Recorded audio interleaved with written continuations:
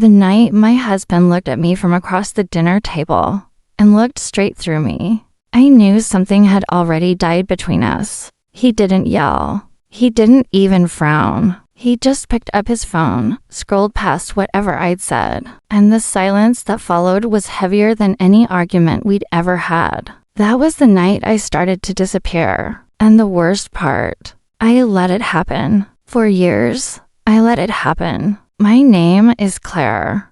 I was 34 years old, a middle school art teacher, and the kind of woman who still believed in working through hard things.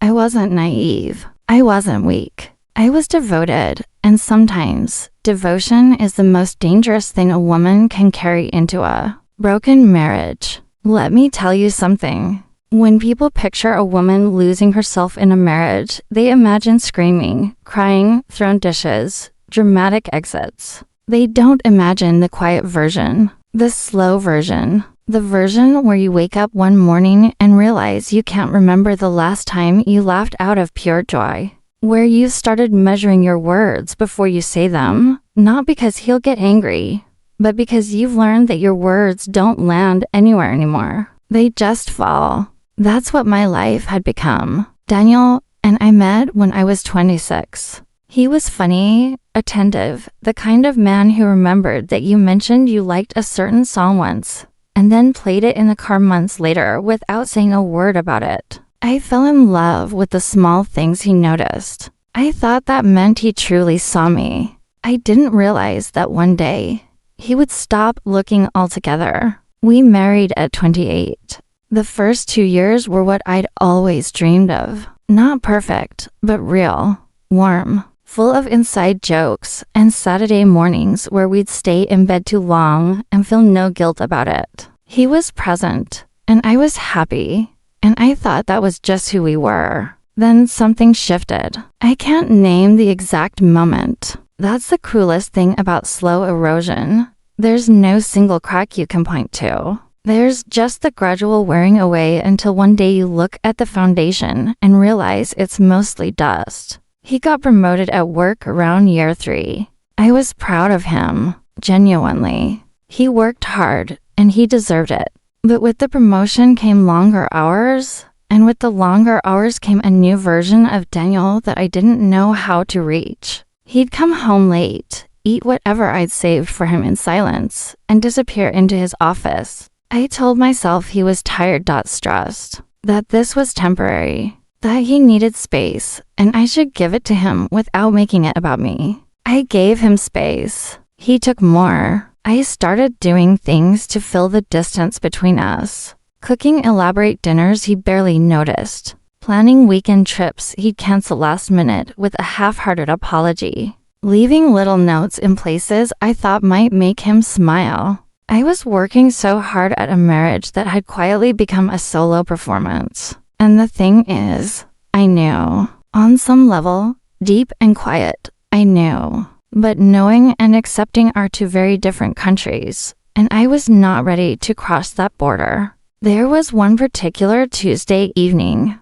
Our 8th anniversary was 3 days away, and I had made reservations at the restaurant where we'd had our first date. I'd gotten a new dress. I'd arranged for a small gift, a first edition of his favorite novel, wrapped carefully with a ribbon I tied 3 times until it looked right. I told him about the reservations over breakfast. He said, I might have something that night. Not, let me check. Not, I'll try to move it.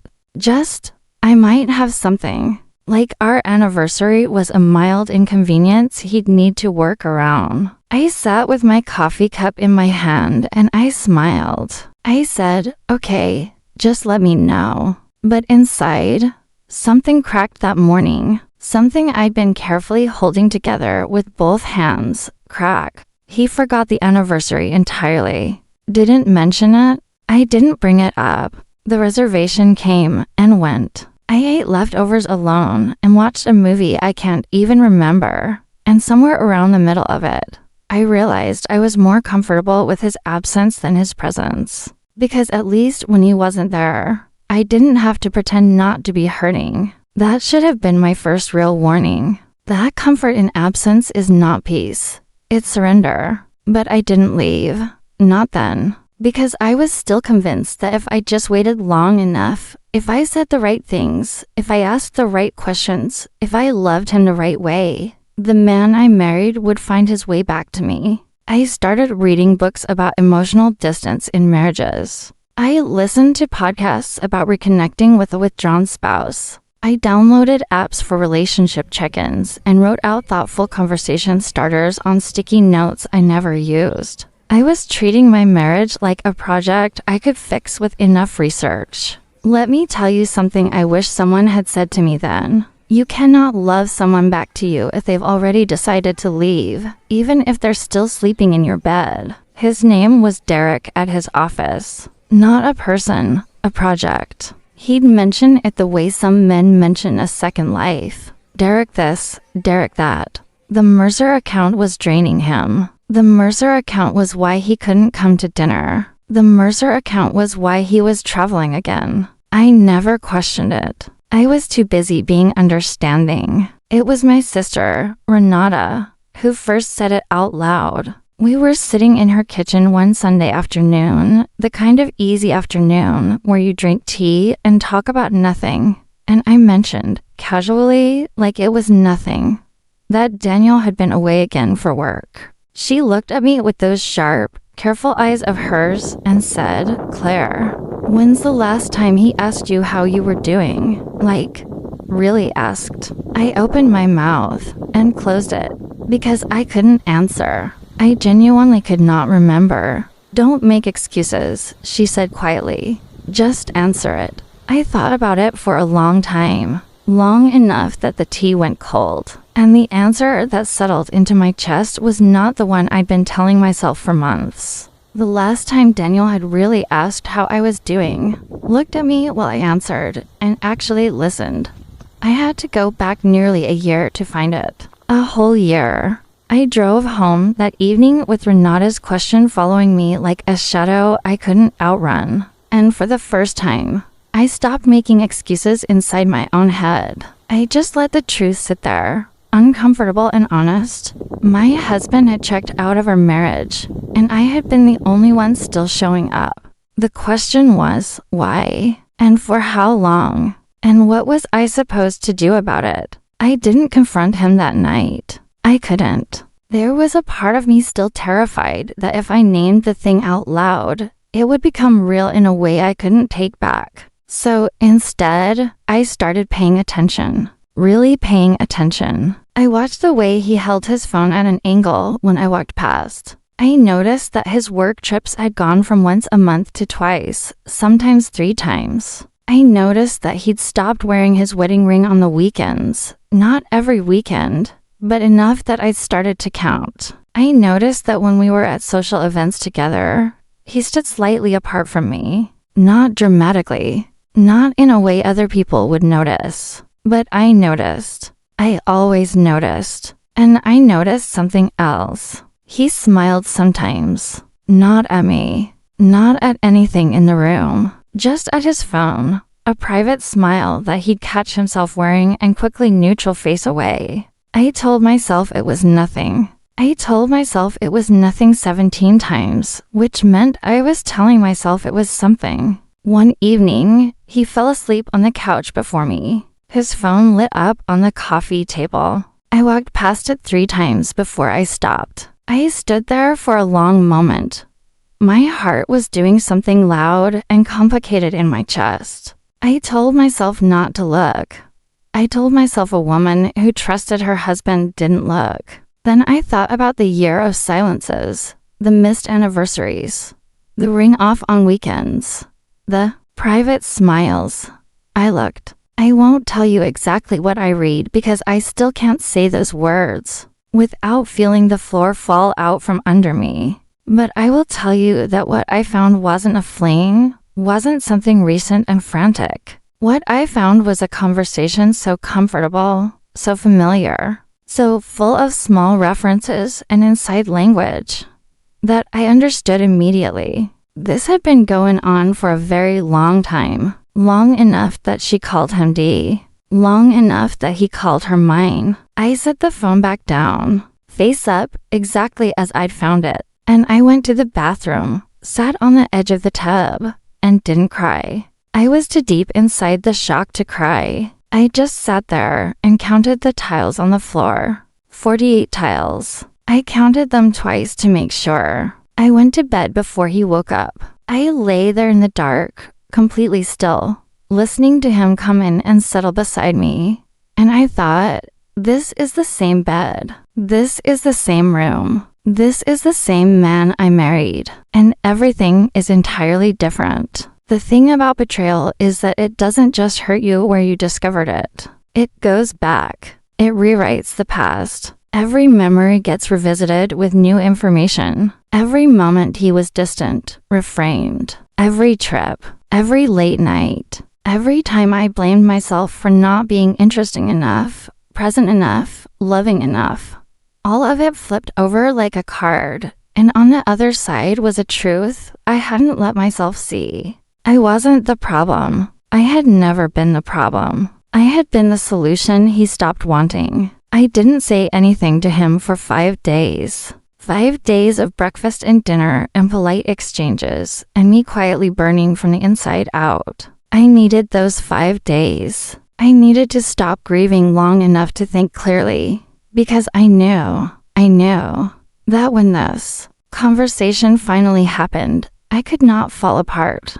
I had to be steady, and I'll tell you something I am not proud of. In those 5 days, there were moments, small, shameful moments, where I thought about whether I could just not bring it up, whether I could just absorb it, keep the marriage, keep the house, keep the version of my life that still looked normal from the outside. I thought about what Renata would say. I thought about what my mother would say. I thought about the women I knew who had quietly stayed. That's the moment I almost lost myself completely. Not the moment I found out.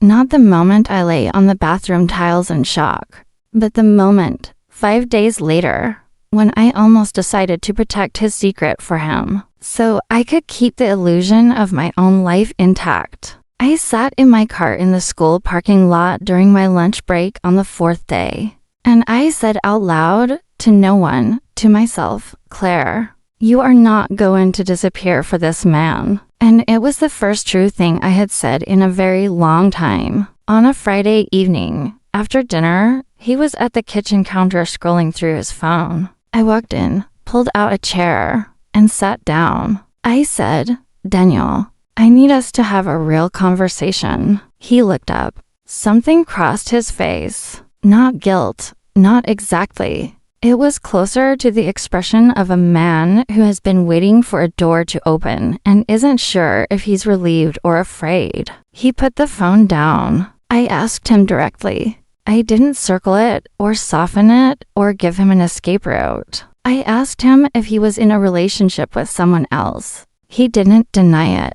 That's the thing nobody prepares you for. You brace yourself for the lie. You prepare arguments against the denial. You think the fight will be about whether it's true. But he just looked at me, tired and bare, and honest in a way he hadn't been in years. And he said, yes. For about 14 months. 14 months. Our entire last year, and a fraction of the one before it. The year I'd been trying to save us. The year of dinner reservations and research and sticky notes. He had been 14 months into something else, while I spent 14 months trying to find my way back to him. I let the number sit between us. Then I asked the question I actually needed the answer to. I said, when did you decide to stop choosing me? And something happened to his face. Something I hadn't expected. He didn't get defensive. He didn't deflect. He looked broken, actually. He looked like a man confronted with a version of himself he'd been avoiding.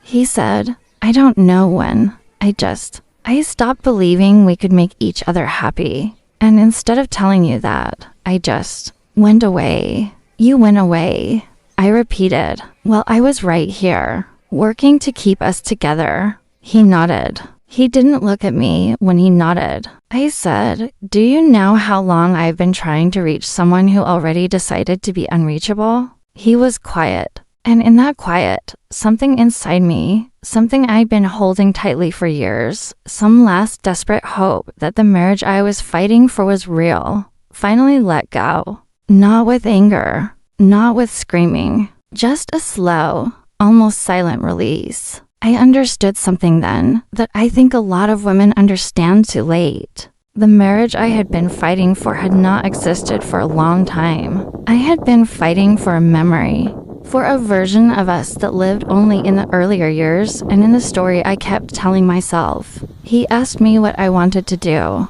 and I realized, sitting there in that kitchen with the overhead light to bright and the silence to complete, that I was the one with power now. Not because I'd caught him, not because I held something over him, but because I was finally being honest about what I actually wanted instead of what I was trying to hold together. I said, I want to stop pretending this is a marriage worth saving. He flinched. Not because of her. I told him. Because of you. Because of me. Because we've been two strangers sharing a house. And I have spent years making that mean less than it should have.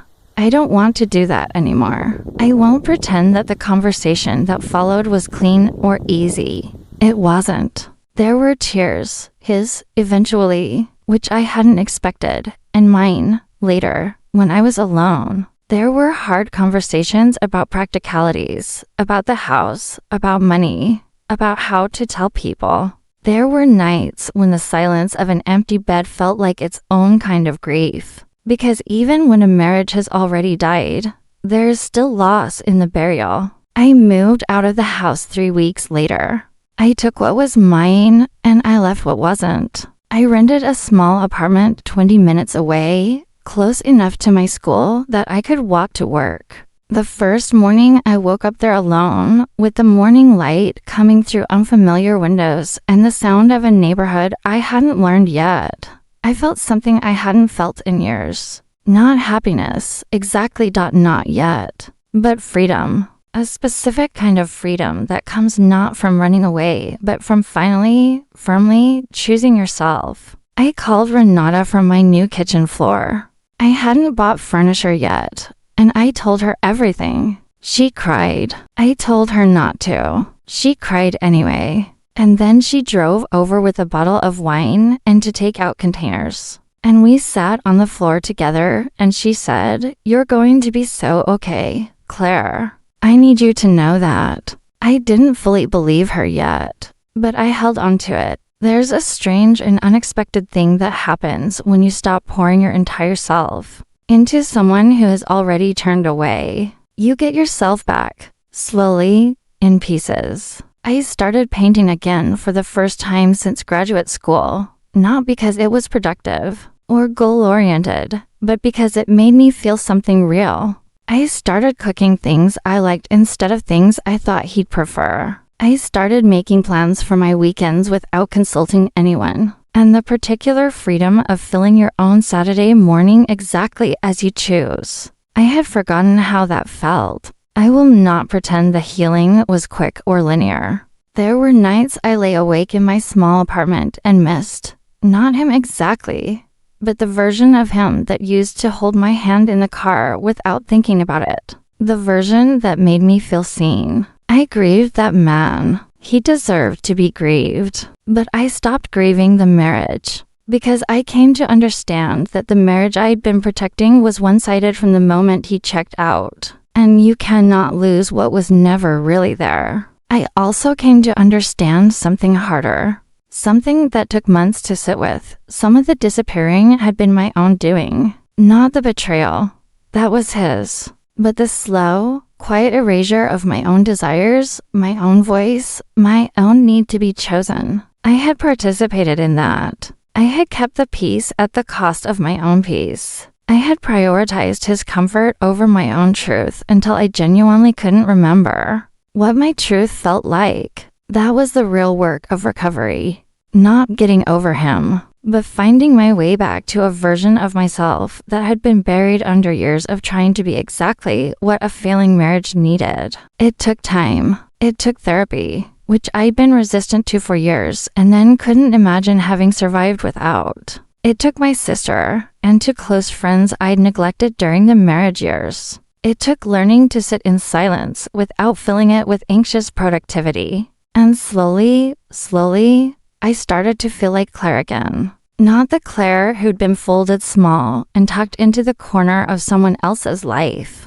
The other Claire. The one who stayed up too late reading, who laughed too loudly at bad jokes, who could walk into a room and feel comfortable taking up space in it. She'd been in there the whole time. I think about what I would say to the version of me who sat at that dinner table, watching her husband look straight through her, and decided it must be something she was doing wrong. I would say, he is not looking through you because you are invisible. He is looking through you because he has stopped trying to see. That is not a reflection of your worth. That is a reflection of his choice. I would say, the work you are about to do to hold this together is not love. Love does not require you to disappear. Love does not ask you to become smaller so it has more room. What you're about to do is not love.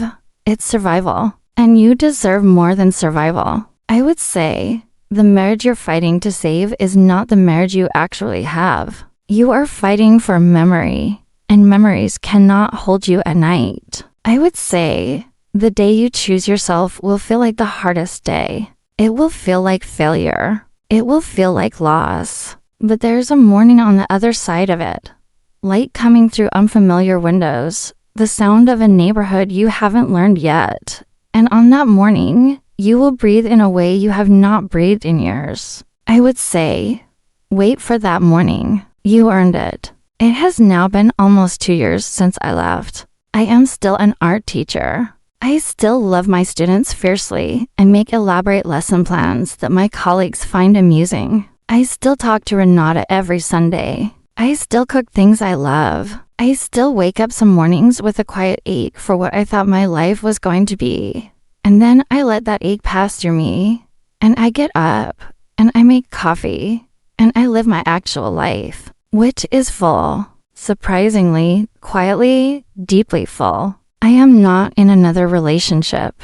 I'm not looking for one yet. Right now, the relationship I'm rebuilding is with myself, and it turns out that's the most important work I've ever done. Because here's what I know now that I didn't know then. You don't get to go back and unlose the years, but you do get to decide, starting right now, starting today, that no one will ever make you that small again. Not because you'll never love someone again, but because you will love yourself first, always, in a way that you once reserved only for people who had not earned it. That is not bitterness. That is the only kind of freedom that matters. The night my husband looked through me at the dinner table, something in our marriage was already over, but something in me was just beginning. And I am so glad I stayed long enough to find out what that was. If something in this story felt familiar, if you've ever smiled to hide how much you were hurting, or kept quiet to keep the peace, or wondered when you stopped mattering inside your own life,